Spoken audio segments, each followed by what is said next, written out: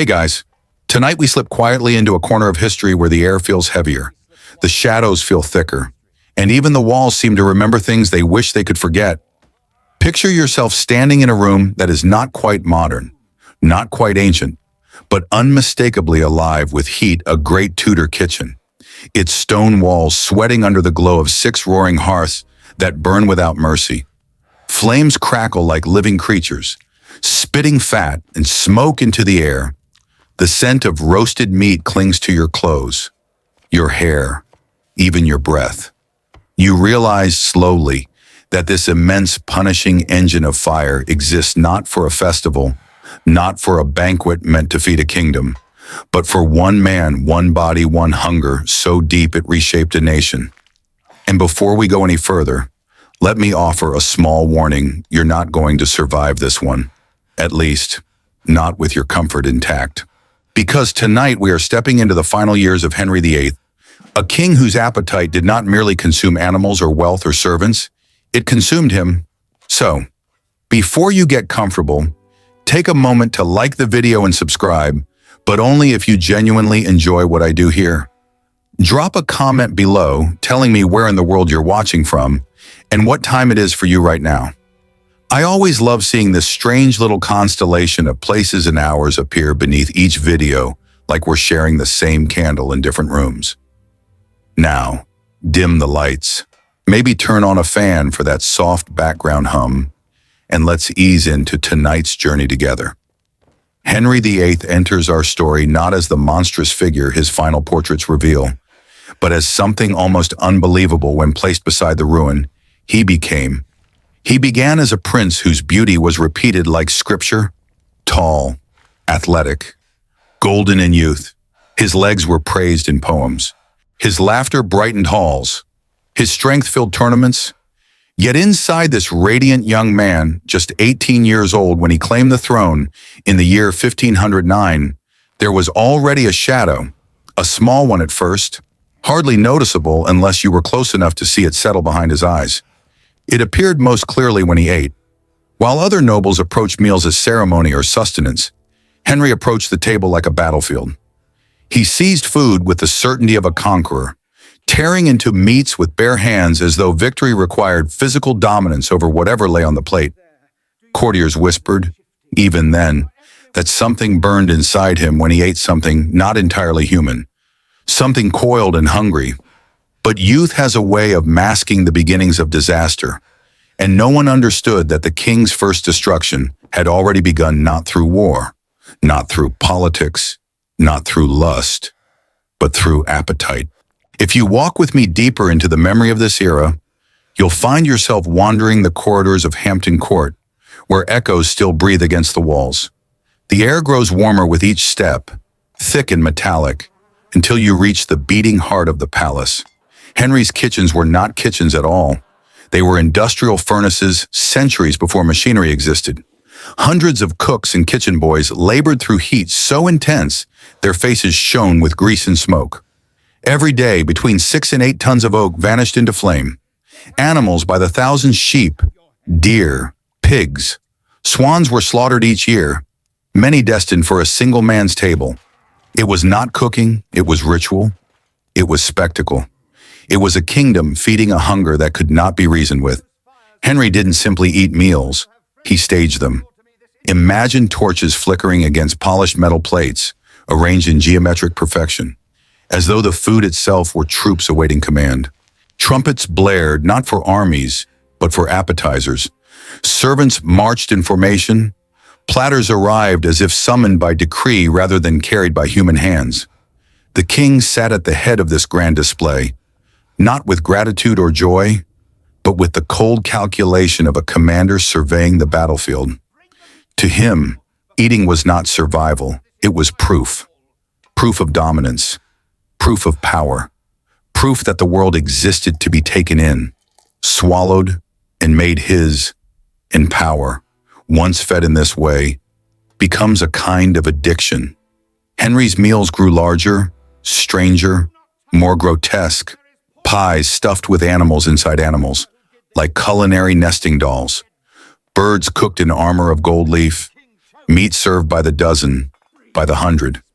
Each dish felt less like food and more like a declaration, I am king, because I consume more than any man alive. Yet the tragedy hiding beneath the surface was simple and devastating because nothing in the human body is meant to endure such excess. By the time Henry entered his 30s, his frame had already begun to thicken in a way no tailor could disguise. He believed weight was a symbol of majesty, so instead of resisting, he embraced it.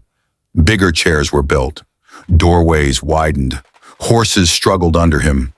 But the body always keeps its own books, and eventually it calls in every debt. Ulcers bloomed along his legs like open mouths, leaking blood and pus. His breath grew sour with sickness he refused to acknowledge. His face blurred into softness until his eyes seemed to sink into themselves. Yet he continued to eat, not slowly or reluctantly, but with the same ferocity he possessed as a young man, as if appetite were the only part of him he still controlled. And perhaps, in some dreadful way, it was. Henry's decline did not happen in a single moment. It crept forward one bite, one banquet, one night of indulgence at a time. But soon enough, what had begun as a shadow behind a young prince's eyes became the force that would undo a king until the man who once dazzled Europe could no longer stand, no longer walk, no longer sleep without assistance. Still, the plates kept coming. Still, the fires in the kitchens burned. Still, the appetite roared. And this, unbelievably, is only the beginning. The darkest descent is still ahead. There is a moment when you look back across the long corridor of Henry's life, where the air seems to still itself, as though time hesitates before allowing the unraveling to begin. It happens quietly, almost tenderly, hidden behind richly embroidered curtains and the soft clatter of goblets against polished wood. Henry VIII, still young enough for his skin to glow with the vitality of a man touched by fortune, moved through his palaces with a confidence that seemed unshakable. Yet anyone observing him closely would sense something shifting beneath the surface, a subtle distortion like a hairline crack forming in a statue that once appeared flawless. He had everything a mortal could desire: power, admiration, wealth, a kingdom that bent itself around his will, yet inside him there was a small, persistent emptiness that no title or victory seemed capable of filling. And in the quiet hours after feasts and celebrations, when musicians packed away their instruments and courtiers drifted back to their chambers, that emptiness flickered awake, whispering to him through the silence. As his youth began to settle into adulthood, Henry discovered that the table was the one place where that whisper softened, where the anxious hum inside his chest quieted long enough for him to feel whole, or at least to believe he did. Meals slowed his racing thoughts. They warmed him. They affirmed him in ways no counsel or marriage or sermon ever could. What began as hearty enjoyment soon grew into something heavier, something with weight and ritual, something that coiled itself around the edges of his identity and whispered promises only he could hear. With each passing year, Henry found that he did not simply desire food, he relied on it, leaned toward it, returned to it as one returns to a confidant. The kitchen flames, always burning, became a silent chorus singing only for him, and the servants who carried steaming platters through endless corridors became shadows of a ceremony he alone understood. The court could sense the transformation even before Henry himself dared to acknowledge it. They noticed the way he lingered at the table after the last dish was cleared, fingertips tracing the rim of his goblet with an absent-minded yearning, eyes drifting toward the far end of the hall where servants whispered to one another as they prepared for the next meal. They saw how his moods rose and fell with the rhythm of his appetite, how irritation sharpened into threat whenever food was delayed, how joy burst into careless laughter after a feast, only to curdle into brooding silence when the plates were taken away. Even the simplest gesture, Henry lifting a hand to summon another dish, held the weight of a command that felt almost sacred, as though the act itself affirmed his place not just as King of England, but as master of all things that lived, breathed, and were eventually consumed. And yet, beneath the ritual and the hunger, there was an unease growing in him like a bruise that refused to fade. It crept into his nights first, slipping between the folds of his dreams, turning them restless and sharp. He woke with the sensation of falling, of being swallowed by something vast and formless, though he could never find the words to describe it, even to himself. During the day, the palace felt too large, its corridors stretching into distances he no longer cared to explore, its gardens too open, too bright, too full of memories of a younger man whose legs carried him effortlessly across fields, now inaccessible to him. Bit by bit, the world tightened around him, and instead of resisting, Henry pulled it tighter still, drawing his life closer to the hearth, the table, the chambers where platters never ceased arriving. But perhaps the most haunting shift came in the way Henry began to view his own body. In his youth, he had celebrated it, admired it in polished steel, showed it proudly in tournaments, tested its limits with sport and dance. Yet as the years pressed forward, the body that once served him eagerly began to resist his will, sending him small signals he refused to interpret. A stiffness in the knees after too long on horseback, a heaviness in his breath when he climbed the palace stairs, a reluctance in his muscles that had once obeyed without question. Henry, however, was a king, and kings did not bend to discomfort. Instead, they built their identities around the illusion of control, and so he dismissed these warnings as inconveniences, nothing more, and allowed the feast to continue, believing, perhaps, that appetite itself was a form of defiance against mortality.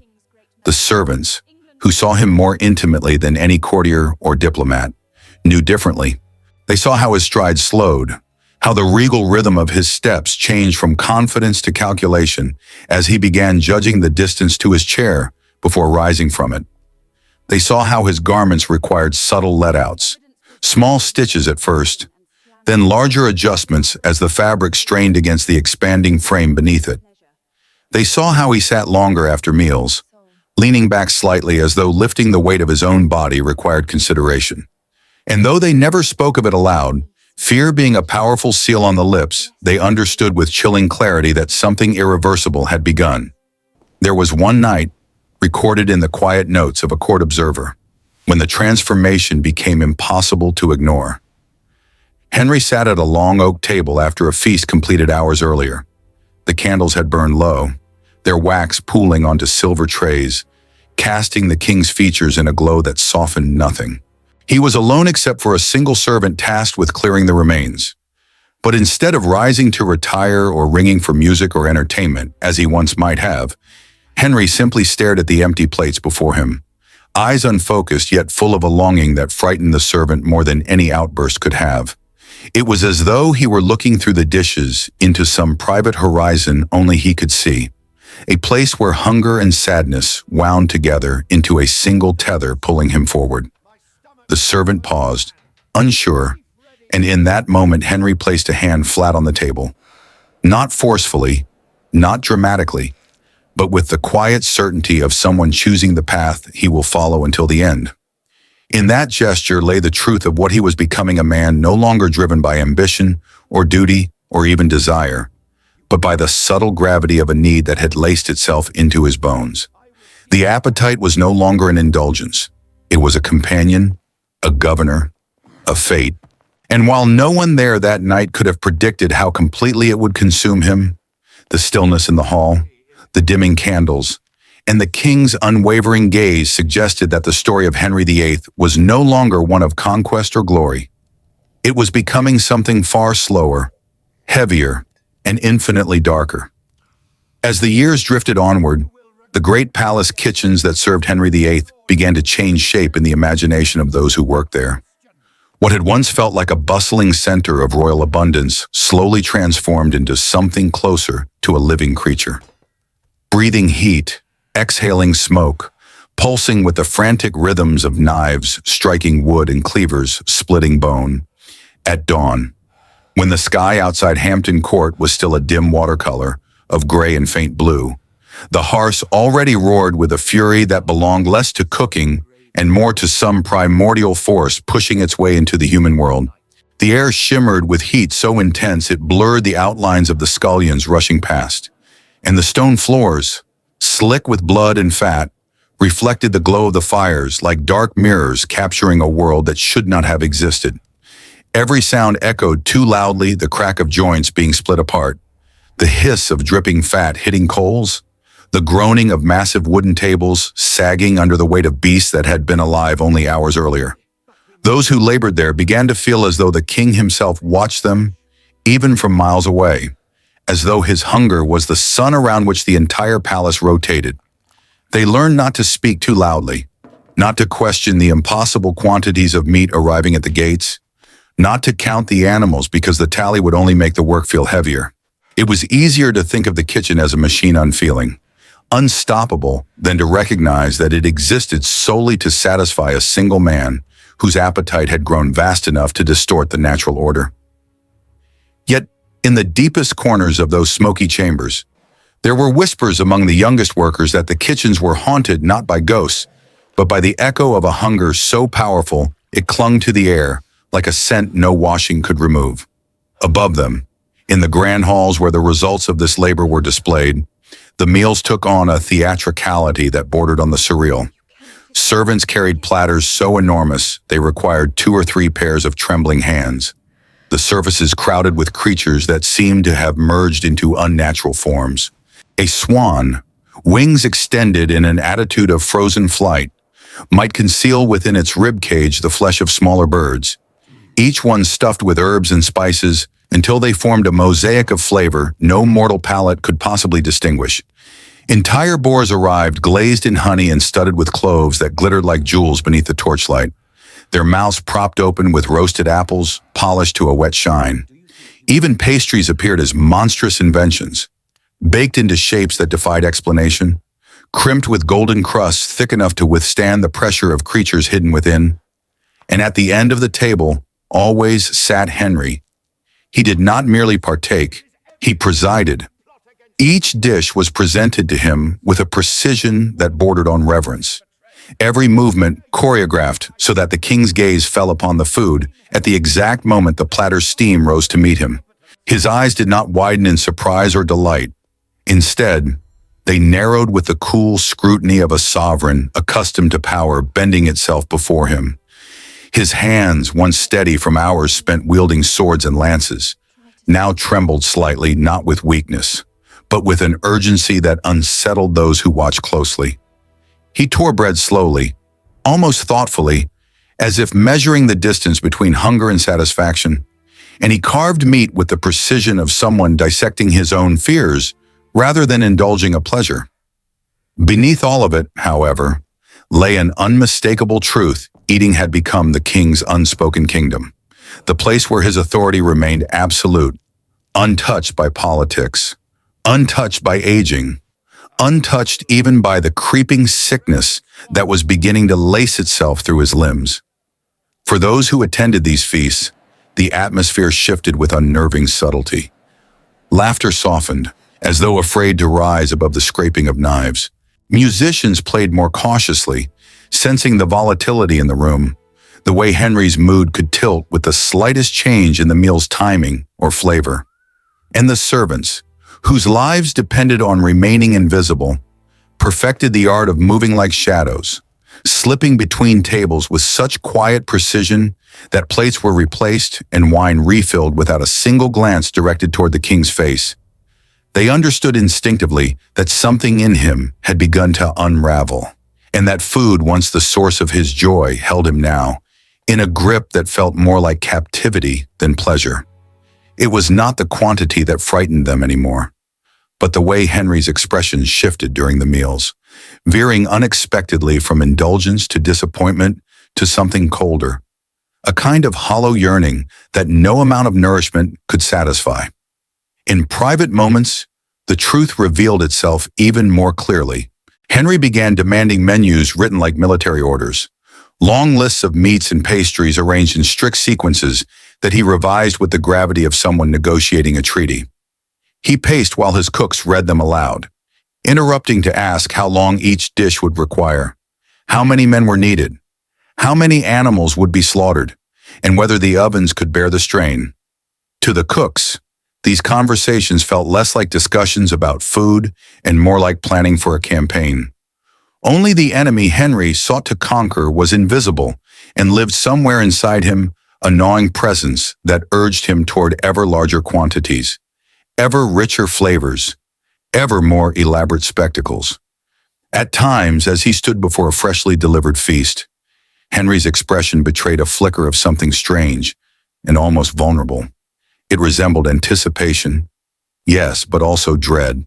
He knew, though he never spoke it, that each meal pushed him further from the man he once had been and deeper into a realm where hunger ruled him more completely than he ruled England. And when he lifted the first bite, there was a delicate hesitation, a split-second awareness that this ritual, repeated daily, had become both salvation and condemnation. Yet each time he took the bite, and each time the machinery of the kitchen roared back to life to prepare for the next cycle. What no one could have predicted then, though perhaps some sensed it silently, was that the kitchens, with their relentless fires and ceaseless offerings, were not just sustaining a king. They were accelerating the unraveling of his body. Bit by bit, meal by meal, the line between nourishment and destruction blurred until it vanished entirely, leaving Henry VIII suspended between blinding excess and a slow, inevitable decay that had already begun its silent work beneath the fabric of his clothes. As the feast grew more elaborate and the kitchen fires burned hotter, something else began to spread through the palace, something quieter than rumor, heavier than fear, and more persistent than smoke. It drifted along the corridors, clung to the tapestries, settled into the velvet folds of royal chairs, and lingered behind the king like a second, unseen presence. It was the awareness that Henry no longer approached his meals with the eagerness of indulgence, but with the solemn gravity of a rite. Each dish placed before him seemed less like nourishment and more like an offering. Each banquet, no matter how extravagant, felt like an attempt to appease something inside him that had grown vast and demanding, something neither the court nor Henry himself could fully name. The transformation revealed itself most clearly in the way he began to study his meals, rather than simply eat them. The king who once devoured food with cheerful ferocity now paused before each platter, eyes sharpened not by hunger, but by calculation. Servants learned to recognize that moment, the brief, breathless suspension, while Henry leaned forward, his face illuminated by the sheen of roasted meats. The tremor in his hand held still as though awaiting a sign. It seemed as if he were listening for a voice only he could hear, some silent counsel rising from the steam, telling him what to trust and what to fear. And when he finally reached for a piece of food, there was a weight to the gesture, a slow inevitability that unsettled even the boldest members of the court. This was the season when Henry's obsession with poisoning took hold, seeped into the root of every interaction, and reshaped the palace into a labyrinth of caution. Doors that once swung freely now bristled with locks. Kitchens once busy with open laughter were reduced to whispering chambers where cooks stirred sauces with the dread of alchemists handling volatile potions. The tasting ritual, once a formality, grew into a performance of dread played out before every meal. The king watched the tasters closely, too closely, searching their faces for the slightest twitch, the faintest shadow of discomfort, and when none appeared, he still hesitated for just a moment longer, as though part of him wished they would fall so he could finally confirm the threat he imagined at the edge of every plate. It wasn't death he feared, it was betrayal. That was the truth nobody dared speak aloud. Henry had outlived too many wives, crushed too many rivals, rewritten too many laws to trust the world around him without suspicion. Food, once a source of joy, then a form of solace, had become the battlefield where he fought the shadows of those he believed wished him harm. Every dish carried the possibility of treason. Every servant who approached with a tray carried the echo of a name already executed. The deeper his fear grew, the more ravenous he became, as if he were trying to devour the very threat he dreaded. And the palace, strained by the intensity of his paranoia, reshaped itself around this new reality, adjusting like stone under the weight of a slow, relentless pressure. Those who attended him most closely noticed how Henry's demeanor shifted throughout these rituals. At moments, He appeared regal, shoulders squared, chin lifted, eyes blazing with an authority earned through decades of rule. Then, without warning, the veneer cracked, revealing a man hollowed by the contradictions raging inside him. His gaze darted, suspicious. His breath grew shallow, and the silence around him thickened as though the room itself recoiled from the shift. Servants learned to read these fluctuations with exquisite care. They moved like figures in a dream, careful not to startle the king whose mind tilted between a command and fear with the unpredictability of a candle flame bending in a draught. But the most haunting scenes unfolded not at the table, but in the private chambers where Henry sometimes retreated after a meal. There, the tension loosened just enough for his exhaustion to reveal itself.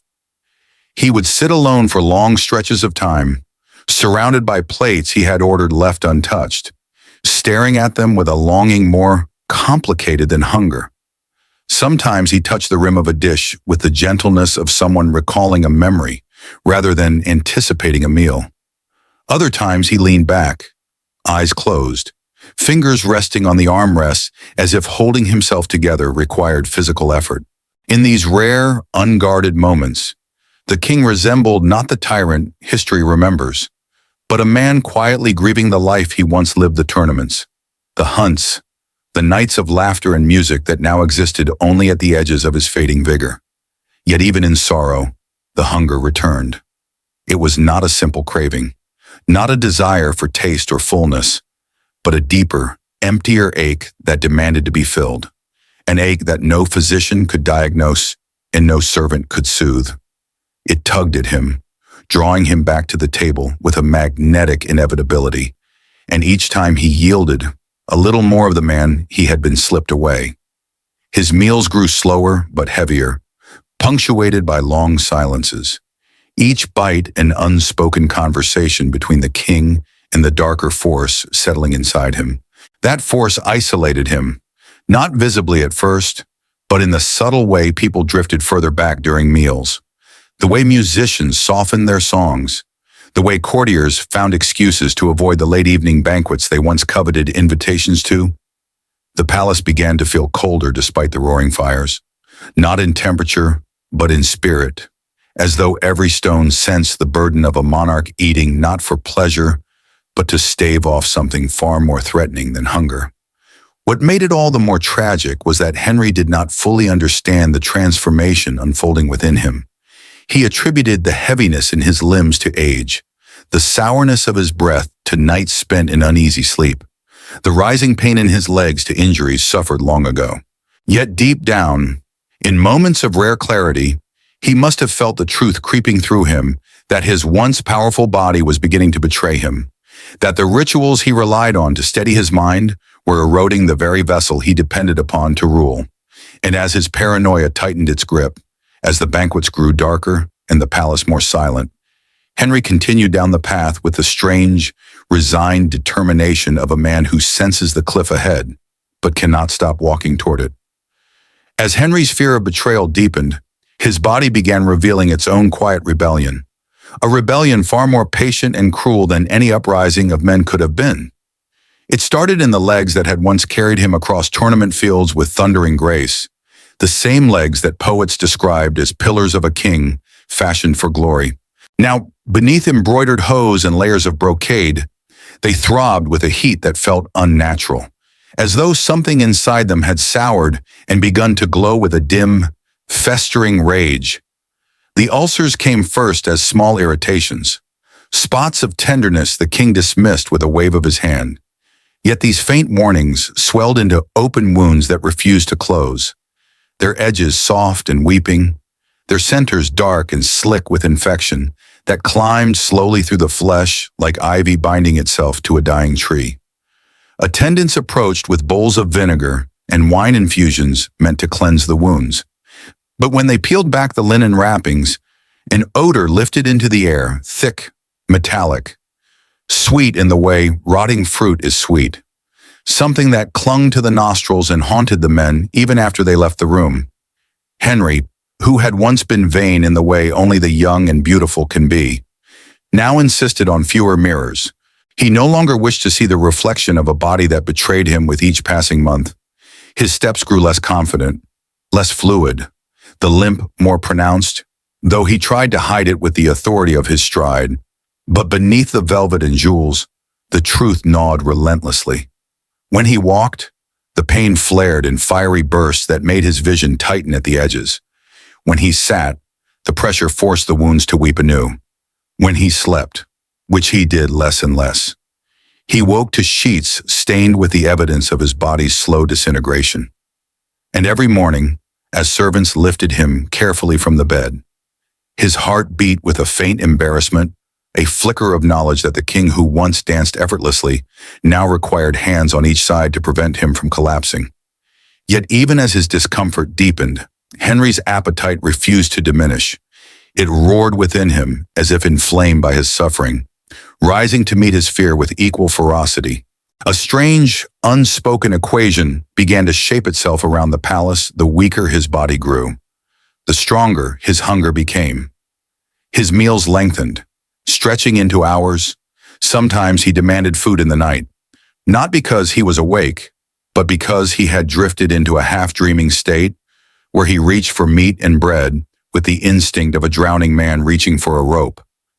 The servants responsible for watching over him during these hours described how he would eat in silence, eyes unfocused, movements mechanical, as though some part of him had detached from the act and left the body behind to continue its task alone. Sleep ceased to provide him any refuge. His weight pressed heavily upon his chest, squeezing the breath from his lungs whenever he lay flat, forcing him to sleep propped upright with pillows arranged like scaffolding around him. In the darkness of his chamber, between the flickering of candles that seemed to shrink nightly, Henry struggled for air with a rhythm that frightened even those accustomed to death. Deep, rattling drafts broke into sudden pauses where no breath came at all, leaving the room suspended in a terrible stillness until his body jerked, gasping, clawing its way back into motion. These moments grew more frequent, more violent, and soon attendants remained awake through the night not to guard the king from his enemies, but from his own failing lungs. Still, he persisted. He insisted on the rituals that structured his life. Meals continued, grander and heavier than ever, as if the table itself had become his last throne.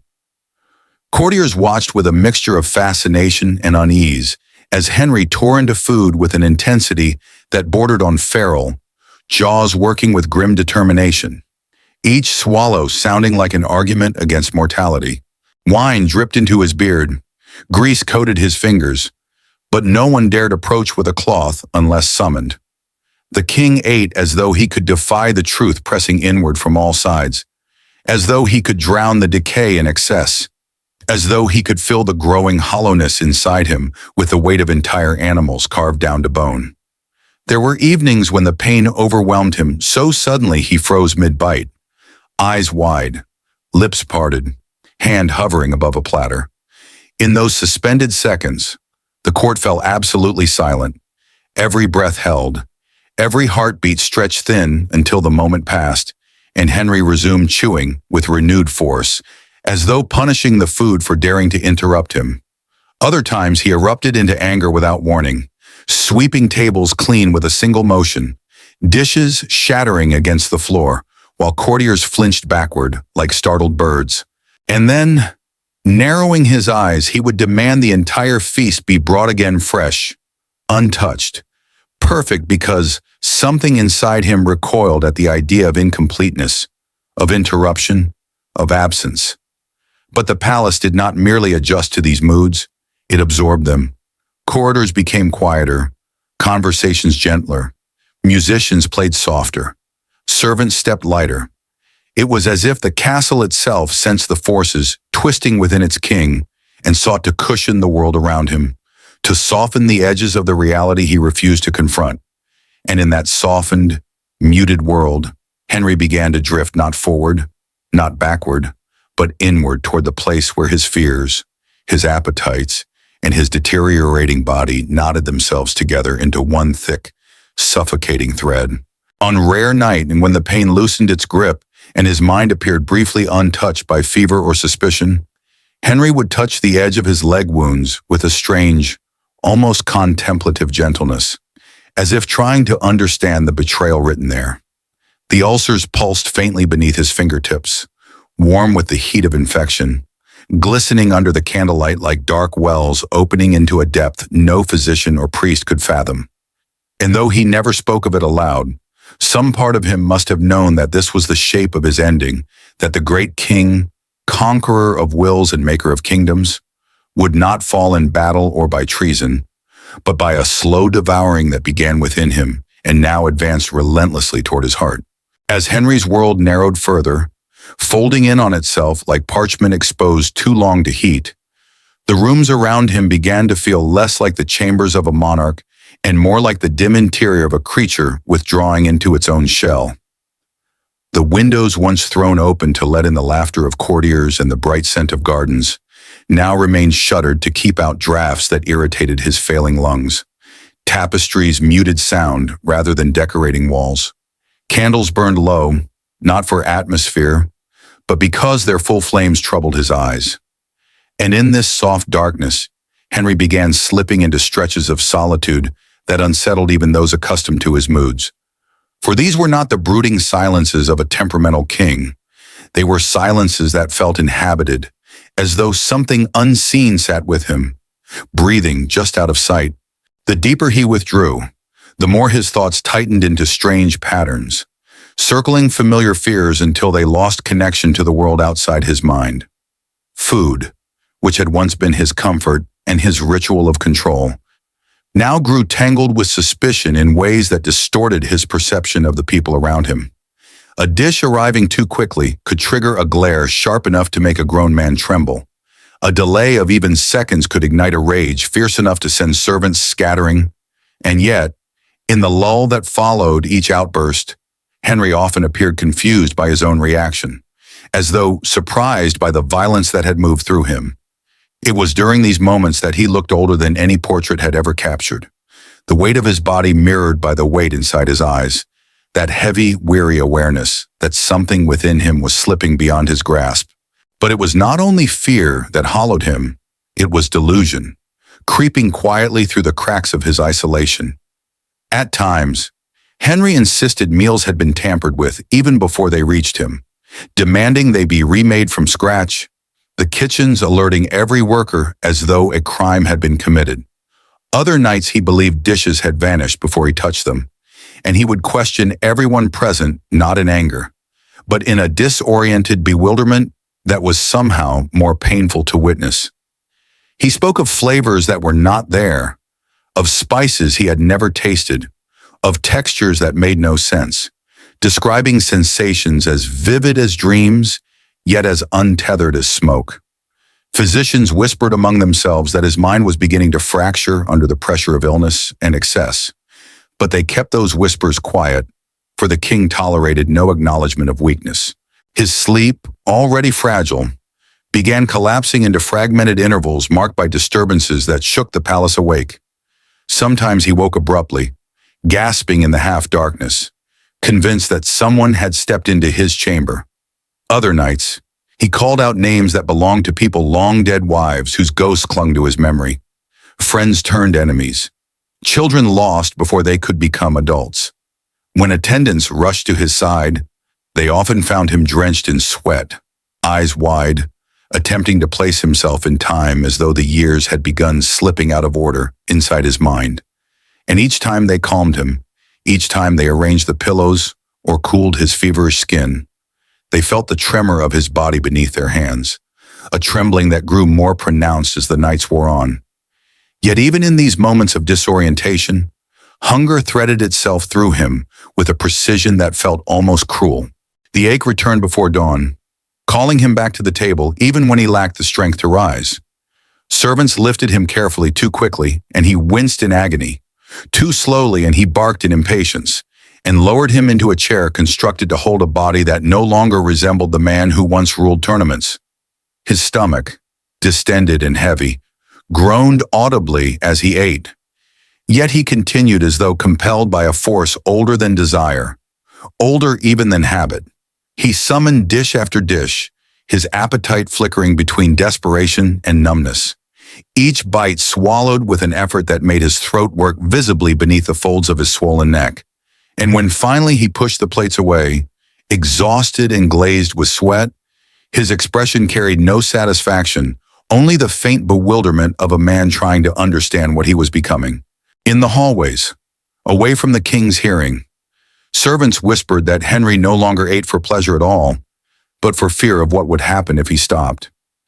They sensed a strange, inward-tilting compulsion in him, as though hunger had detached itself from the physical body and rooted itself in his mind instead, whispering to him like an old confidant who had learned to speak with two voices, one comforting, one destroying.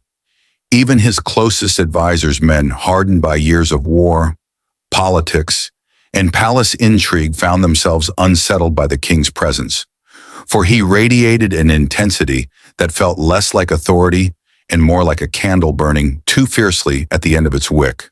And then there were the moments when Henry believed himself watched, not by enemies, not by assassins, but by something else, something he could sense, but not name. He spoke occasionally of feeling eyes on him as he ate, of hearing faint movements in empty rooms, of shadows shifting just beyond the corner of his vision. His paranoia, once bound tightly to fears of treason, sprawled outward into the unknown, touching corners of the mind untouched by reason. He asked servants whether they had seen the figures he mentioned, and though they assured him the rooms were empty, his disbelief hardened into a quiet certainty that he alone perceived what others could not. These experiences left him more agitated, more desperate, more driven toward the rituals that gave him a semblance of control, even as those rituals consumed what remained of his strength. As his body deteriorated and his mind turned inward, the boundaries of the world as Henry had once known it grew blurred. The palace felt dimmer each day. The corridors seemed longer. The faces of those who served him appeared indistinct, as though fading slowly from his memory. And somewhere in this dimming space, Henry began to sense, perhaps unconsciously, that he was no longer a man contending with appetite, or with illness, or with fear, but with a convergence of all three, a tightening of invisible threads pulling him toward an end he could neither delay nor understand. As Henry drifted further into the labyrinth of his own mind, the world outside his chamber seemed to fade into a distant hum, a vague impression no longer anchored to anything solid. The days folded into one another without clear boundaries, marked only by the shifting weight of pain in his legs and the ritual procession of meals that arrived like ghostly echoes of a life he no longer inhabited. He began spending long hours seated in silence, his body propped carefully in the great wheeled chair that had become his throne within a throne, the upholstery stained with the faint imprint of illness, the wood worn smooth where his trembling hands clutched the armrests. Servants moved around him with a reverence that bordered on fear, not because he raged as he once had, but because his silence felt heavier now, as though he were listening to something only he could hear beneath the rhythms of the palace. There were mornings when Henry stared ahead with an expression that seemed almost empty, the once brilliant eyes dulling like embers cooling under ash. He would sit with food before him, yet hesitate, not out of caution, but as though uncertain how to begin, his breath uneven, his lips parted in a faint, confused tremor. Then, without warning, the hunger would surge through him again, abrupt and overwhelming, seizing him with a force that startled those watching. His hands rose to the plates with a strange, mechanical urgency, and he ate with the determination of a man struggling to keep something inside him from collapsing. But the act no longer seemed to bring him pleasure. His jaw worked tirelessly, but his expression remained distant, his gaze fixed somewhere beyond the edges of the room, as though he were devouring not food but time itself, attempting to consume the moment slipping away from him faster than he could grasp. The palace around him had grown quieter by necessity. Henry's moods had become too unpredictable, too fragile, too tightly tethered to the rhythms of his pain. Musicians were dismissed more often than welcomed, their songs deemed irritating rather than soothing. Courtiers, once eager to bask in the king's presence, found reasons to keep their distance, their conversations reduced to whispers echoing through the corridors like drifting threads of smoke. Even the sound of footsteps seemed to soften in his presence, as though the very stones beneath the palace floors absorbed the noise out of respect for the decline of the man who had once commanded armies with a gesture. And whenever someone entered the room, their movements slowed instinctively, as though approaching a creature that might startle or break beneath its own weight. But what unnerved his attendants most were the conversations Henry now drifted into during moments when consciousness hovered uncertainly between waking and dreaming. He spoke of memories that slipped out of order, voices he remembered but could no longer place, faces blurred by time, yet suddenly vivid in his mind with startling clarity. He would call out to wives who had been dead for decades, his voice thick with longing or anger or regret, depending on the shadow of memory that touched him. He whispered to old friends betrayed or executed long ago, as though they lingered in the room with him, waiting to pick up the threads of conversations severed by history. And sometimes he murmured apologies fragmented, breathless only to fall silent again, leaving the attendants frozen in place, unsure whether they had overheard the unraveling of a king or merely the remnants of a fevered mind. There were nights when the weight of his own body became unbearable, and Henry would clutch at the arms of his chair, groaning in a deep, guttural voice that echoed like something torn from the earth.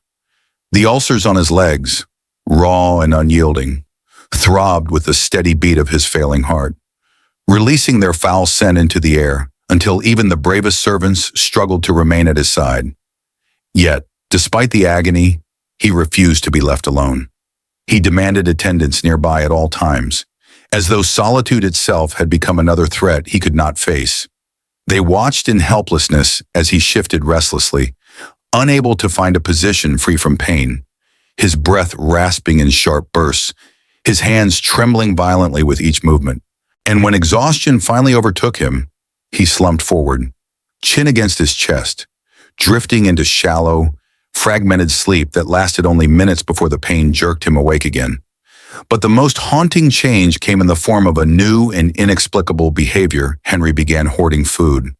Not openly, not in the grand displays of banquet halls, but secretly, furtively, as though guided by an instinct he no longer controlled.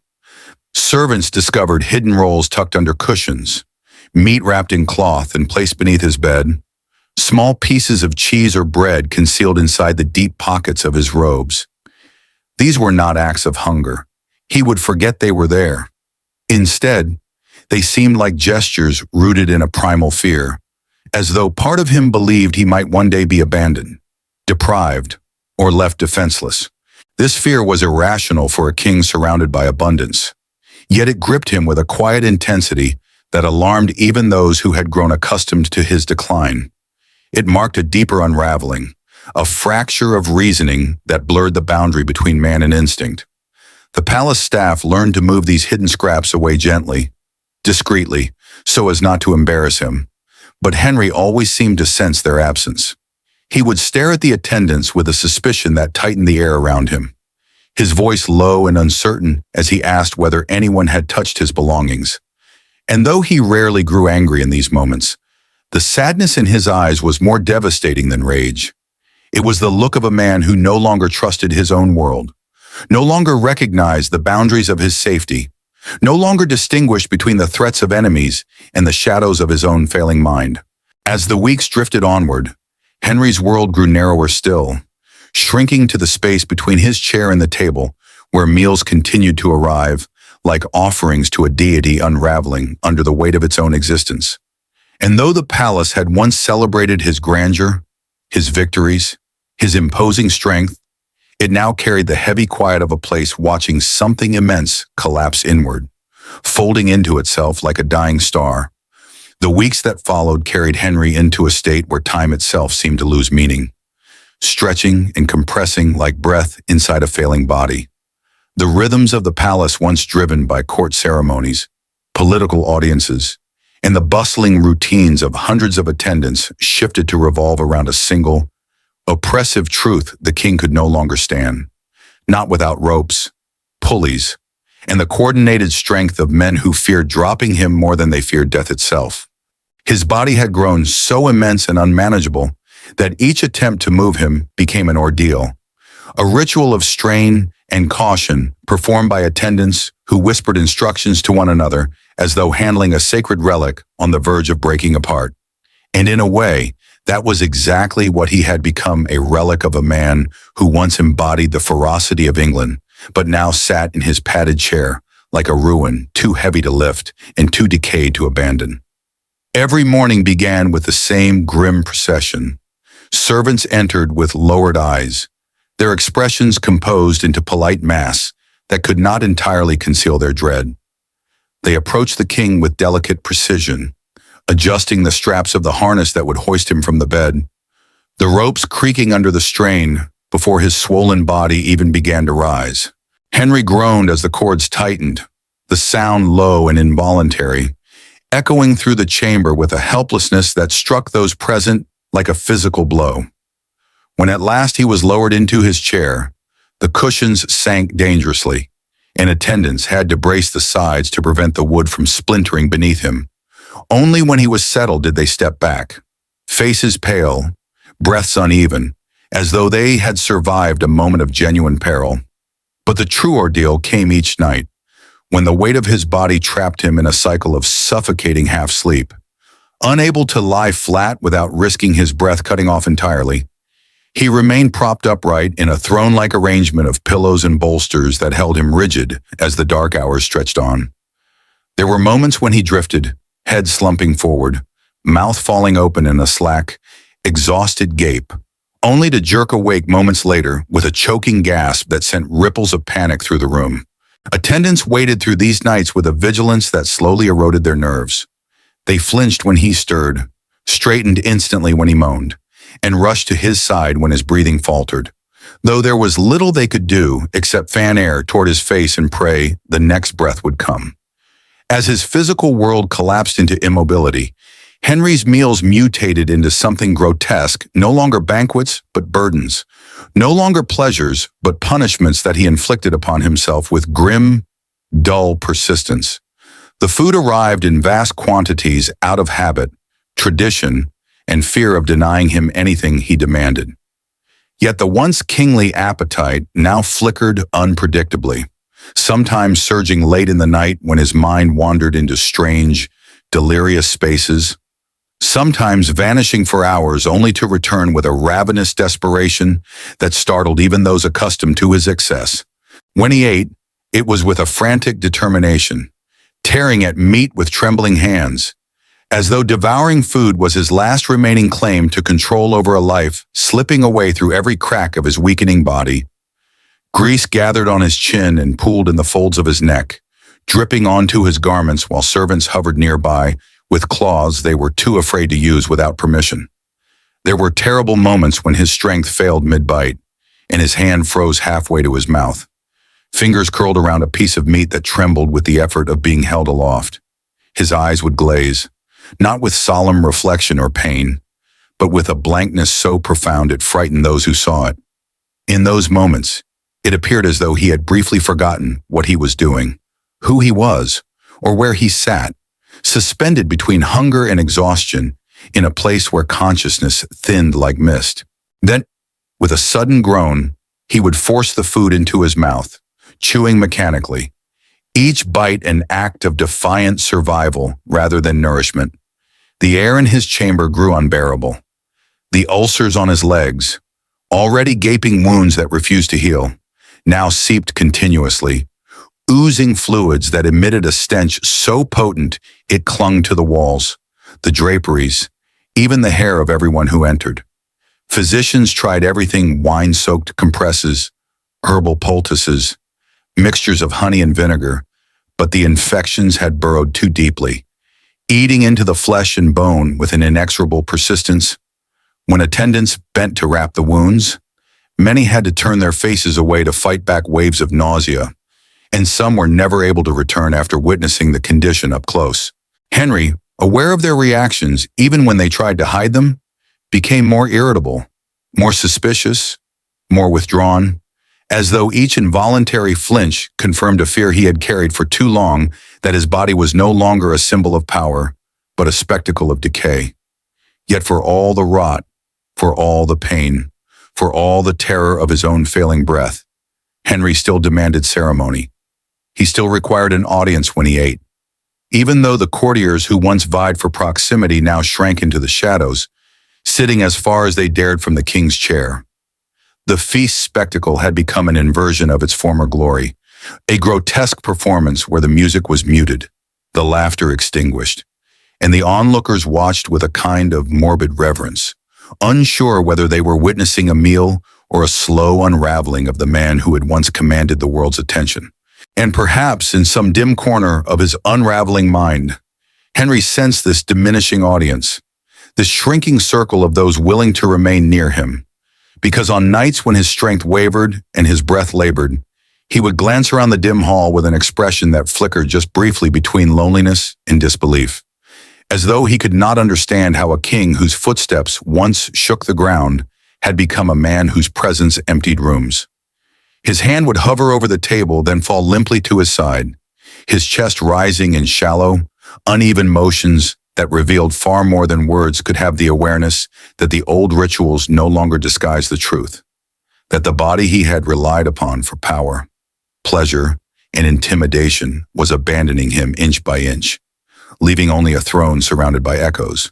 By the final stretch of Henry's life, the palace had grown so quiet that even the slightest movement, a candle sputtering, a servant shifting weight, a rope creaking beneath the strain of lifting the king's swollen body, seemed loud enough to disturb the crumbling aura surrounding him. It was as though the world itself lowered its voice in acknowledgement of a man who had grown too heavy for life to carry, whose breath rattled like loose stones in a sealed chamber, whose existence had become a vigil that everyone present felt they were trespassing upon. The once mighty king, the towering presence who had bent England to his will, now sat hunched beneath the weight of his crownless mortality. A man reduced not by rebellion or blade, but by the slow, inevitable implosion of his own body. In those last days, the rituals that once tethered him to a sense of authority dissolved into fragile gestures stripped of their earlier grandeur. Food no longer arrived with ceremony, for Henry lacked the strength to acknowledge it. Meals were placed quietly before him, the servants withdrawing as though from a sleeping predator who might wake confused and dangerous. More often than not, Henry simply stared at the dishes, his swollen hands resting motionless on the arms of his chair. The tremor that once animated them now dulled into stillness. The hunger that had once roared inside him like a furnace had grown faint, flickering only occasionally in feeble sparks that failed to catch. When he did attempt to eat, it was with an exhausted slowness that made even the smallest bite seem like a negotiation between his failing muscles and the relentless weight pressing down on his chest. His mind, once sharp enough to outmaneuver kingdoms and crush rivals, drifted through fog. Memories arrived without order, voices merged, faces blurred, and the past lay scattered around him like pieces of tapestry torn from a wall. At times he called for Catherine of Aragon with the yearning of a boy reaching for his mother. At others he murmured to Anne Boleyn as though she stood in the shadows just beyond the candle's reach, speaking to her in fragmented phrases that made the attendants exchange uneasy glances. There were moments when he believed Jane Seymour was still with him, and he whispered to the empty room with a tenderness that seemed too fragile for a man who had once executed those he claimed to love. These murmurs came and went like drifting tides, pulling him into seas of old guilt and fading triumphs, softening the hard lines of the tyrant he had become. But the body that had once declared war on the world now declared war on him. His legs eaten through by ulcers that gaped like blackened wounds carved into the flesh of a dying creature, refused to support him in any form. They throbbed with a constant, volcanic heat. They oozed with a putrid mixture of blood, pus, and decay that remained no matter how often the physicians attempted their desperate, archaic remedies. The stench grew dense enough to permeate cloth and skin, clinging to anyone who entered the room, following them through the corridors long after they escaped the chamber's suffocating air. Even the walls seemed saturated with it, as though the stones themselves absorbed the smell of the king's unraveling. Breathing became his greatest battle, Each inhale rattled like a rusted hinge dragged against winter air, and each exhale trembled with a fragile finality that made listeners think, for a moment, that it might be his last. There were stretches when he appeared not to breathe at all, his lips stilling, his chest frozen, the room caught in the tension of waiting. Then the breath would return abruptly, ripping through him in a convulsion that sent attendants scrambling closer. Their fear no longer of his rage, but of the possibility that the next silence might outlast them all. Henry's world had become a narrow tunnel carved through darkness, illuminated only by the dim glow of candles and the fading ember of his will to remain present. The palace, sensing the tide of the inevitable, began preparing for the end long before Henry acknowledged it. Courtiers retreated into private meetings, whispers filtering through guarded doors, their concerns shifting quietly from obedience to succession. The air grew colder, not with weather but with anticipation.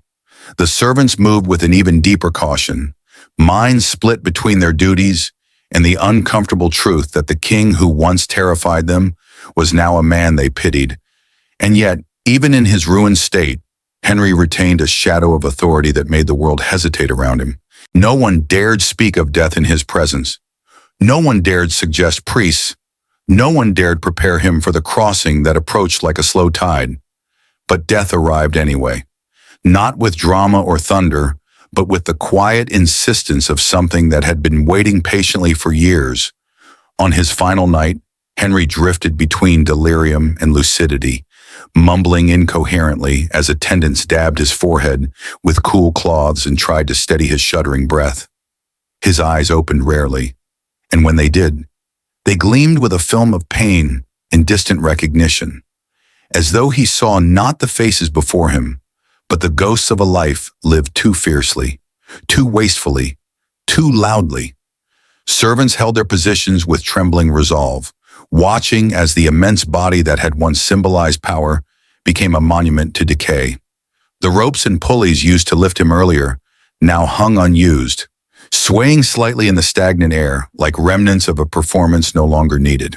Then, as dawn threatened the horizon, Henry breathed once, an inhale sharp enough to draw everyone's attention, held it longer than he ever had, and slowly exhaled.